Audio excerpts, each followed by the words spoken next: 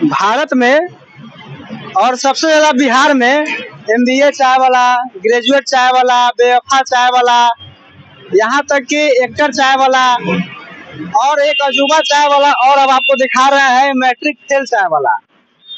अब हम बता रहे हैं कि मैट्रिक फेल चाय वाला रखने के पीछे इसका कारण क्या है। यहाँ पर मेरे साथ एक विद्यार्थी है जो कि अभी हम बिहार एसएससी का एग्जाम देकर आए हैं, और इनसे बिहार की शिक्षा व्यवस्था पर हम कुछ चर्चा करेंगे कि सर ये जो मैट्रिक फेल चाय वाला है इसका कारण क्या है। देखिए, सबसे बड़ी प्रॉब्लम है बिहार में अपना मैट्रिक फेल चाय वाला खोलने का कारण है कि हमारे यहाँ शिक्षा विभाग समझिए तो एक बहुत नीचे स्तर से गिर चुकी है। खोलने का रीजन ये है कि हमारे यहाँ बच्चे 10 साल मेहनत करते हैं मैट्रिक में पढ़ाई करने के लिए, और 10 साल बड़ी कड़ी मेहनत से करके आते हैं कि एग्जाम देंगे, मैट्रिक पास करेंगे तो फिर आगे की पढ़ाई होगी। तो जब एग्जाम देने जाते हैं तो एग्जाम दे करके आते हैं, उसके बाद में रिजल्ट आती है। तो रिजल्ट जब आती है तो उसमें पढ़ने वाले विद्यार्थियों को फेल कर दिया जाता है, और जो ना पढ़ने वाला विद्यार्थी हो उसको पढ़ाई कर दिया जाता है। मतलब मामला यहाँ कॉपी जांच का है, ठीक है। तो कॉपी जांच यहाँ पे सही से नहीं किया जाता है। शिक्षा विभाग का जो सिस्टम है वो समझिए तो एक तरह से फेल हो चुकी है। यहाँ पे अच्छे पढ़ने लिखने वाले विद्यार्थियों को फेल कर दिया जाता है। और इसी क्रम में आप जब मिलिएगा है तो हम पढ़ते थे शिक्षा विभाग पे डायरी तैयार करते हैं। बिहार की शिक्षा व्यवस्था डायरी तैयार करते हैं। हाँ, डायरी तैयारी पढ़ते दिन हम डायरी तैयारी करते हैं। कहना है कि बिहार के शिक्षा व्यवस्था पर ये पर डे अपना डायरी तैयार करते हैं। ऐसा कुछ है आपके पास नमूना के तौर पर? जी, इसी भी नमूना है हमारे पास, एक छोटा सा नमूना है जो मिलिएगा तो दिखा देते हैं आपको। हम जो हम लिख कर रखते हैं पर डे दिन, उसका एक छोटा सा नमूना है। देखिए, सबसे बड़ी प्रॉब्लम यहाँ पे है कि जो भी विद्यार्थी इतनी मेहनत से पढ़ाई करते हैं और कॉपी सही जांच की वजह से ना होने की वजह से फेल कर दिया जाता है, जिसका खमियाजा बहुत सी विद्यार्थियों को भुगतना पड़ता है, और विद्यार्थियों को मनोबल जैसे कि टूट जाता है, ठीक है।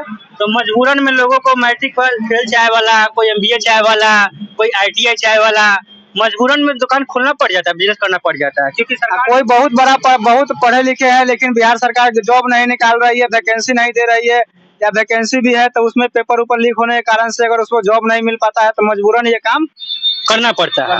मजबूरन करना पड़ता है क्योंकि मजबूरी है। अगर नहीं करेगा लोग तो लोग का मनोबल टूट जाता है ना भाई। अभी फिलहाल देख लीजिए, सीटेट बीटेट का जो मतलब सीटेट और बीटेट का विद्यार्थी जो टीचर बनने के लिए धरना प्रदर्शन गर्दनी बाग में कर रहे थे डाक बंगला चौक पर, तो वहाँ पर बिहार सरकार की जो पुलिस है, बिहार सरकार जो लोगों को लाठी चार्ज करते हैं, जो अच्छे तरीके से शांतिपूर्ण तरीके से अपना धरना प्रदर्शन करते हैं, और वहाँ पर भी बिहार सरकार की पुलिस प्रशासन जाती है और वहाँ पे लाठियां चार्ज करती है। जो बच्चे बीपीएससी और बिहार एसएससी पर बिलीव करते हैं, बिहार मतलब बीपीएससी भी और एसएससी पर बिलीव करते हैं कि हम वहाँ घूस नहीं चलता है, वहाँ पे हम एग्जाम देंगे तो पास कर जाएंगे, लेकिन वहाँ पर भी माने कि एग्जाम से पहले ही पेपर लीक हो जाता है। मामला यहाँ पेपर लीक होने पर आती है। जो बच्चा इतना मेहनत से पढ़ते हैं और एग्जाम देने जाते हैं और एग्जाम दे करके आते हैं, उसमें भी मतलब पेपर लीक हो जाती है। तो पेपर लीक कहाँ से होती है?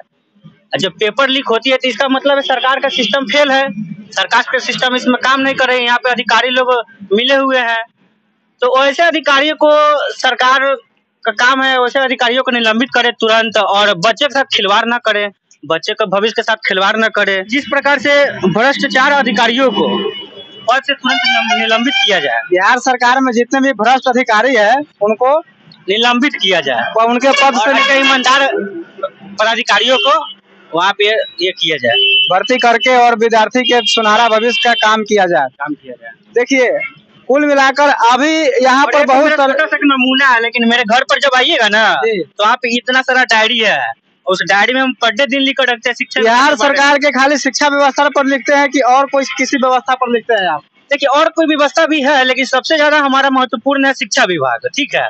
अगर शिक्षा विभाग में बच्चे के साथ भविष्य का खिलवाड़ होता है ना, तो बच्चे इतना पढ़ते हैं लिखते हैं कि हम अच्छा, शिक्षा व्यवस्था पर आप लिखे हैं तो एक और हमको जानकारी दीजिए कि अभी तक जो सरकारी स्कूल में शिक्षा मित्र के थ्रू जो बहाली हुआ है उसमें हम जाते हैं किसी सरकारी स्कूल में तो मैडम को खुद नहीं ABCD आता है, बिल्कुल नहीं आता। तो इस पर आपका क्या कहना है?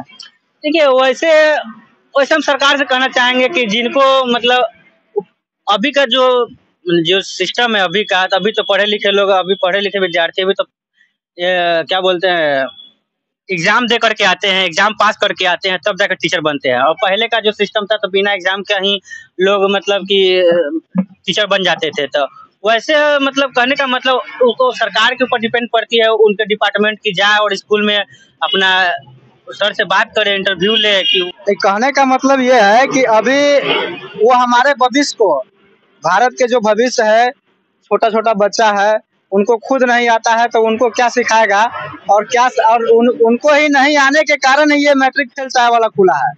अगर हमारे सरकारी स्कूल के अगर टीचर को और अच्छे से नॉलेज होता, अच्छे से पढ़ाई करवाते, तो आज मैट्रिक फेल चाय वाला नहीं खुलता।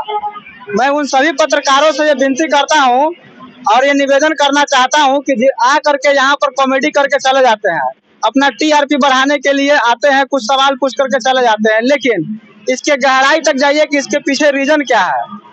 आए हैं किससे प्रेरित होकर आए हैं, नरेंद्र मोदी से होकर के चाय का दुकान खुले? नहीं।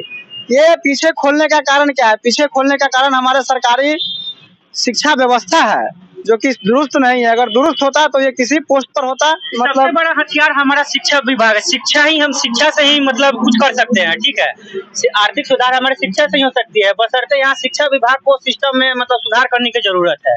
हमारा जो भी अगर शिक्षा विभाग अगर सही हो जाता है तो यहाँ पर आर्थिक स्थिति भी सही हो जाएगी।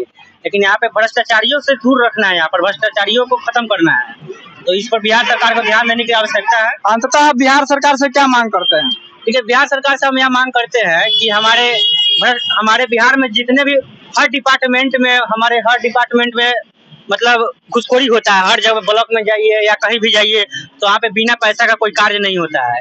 तो सबसे फोकस हमारे बिहार सरकार से यही मांग है कि अपने अधिकारियों पे मतलब कि भ्रष्टाचारियों को खत्म किया जाए यहाँ पर, और अच्छे अच्छे अधिकारियों को यहाँ पर भर्ती किया जाए, और जो भ्रष्टाचारियों में आरोपित है, जो लिपित है, उनको निलंबित किया जाए, उनको तुरंत हटाया जाए। जैसे अगर मामला आता है कोई घुसखोरी का तो उस पर तुरंत कार्रवाई किया जाए और उनको निलंबित किया जाए।